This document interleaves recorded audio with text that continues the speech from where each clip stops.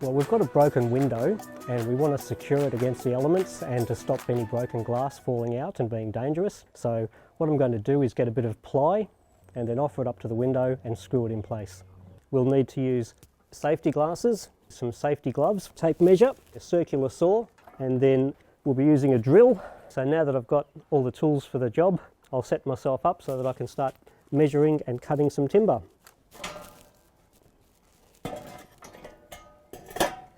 Always make sure we have our safety glasses on and some hand protection.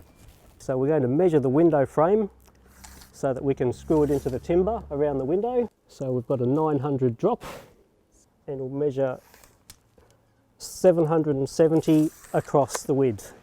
We'll measure one of the cuts and we'll just gently run a pencil line down there, give us a guide. So now I'm going to do our first cut.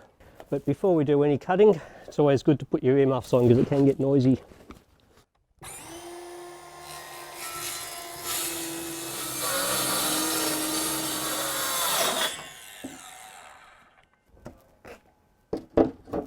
Now we're going to measure up the height and then cut that one accordingly.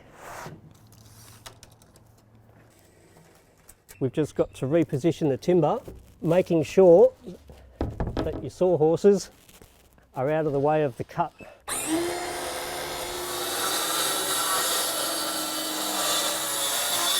Now that the panel is cut to size, we can offer it up to the window and see how we've gone. And that fits in place just right. So now we'll pre-drill it with a few pilot holes, and that way the screws will go in nice and easy. To pre-drill the panel, we're going to do it just on 3 sides, and if we go in 20 mil from each side of our panel, that should be just enough to fit the screws in just right. So we'll mark out 20 mil on the edge of our panels.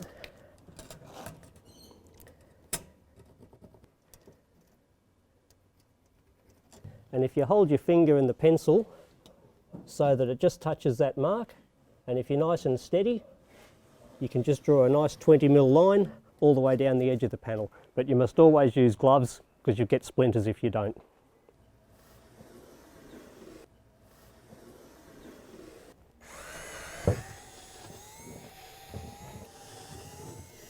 So once we've drilled the pilot holes, we'll put in the Phillips head driver, and then we'll offer up the panel and install it in place.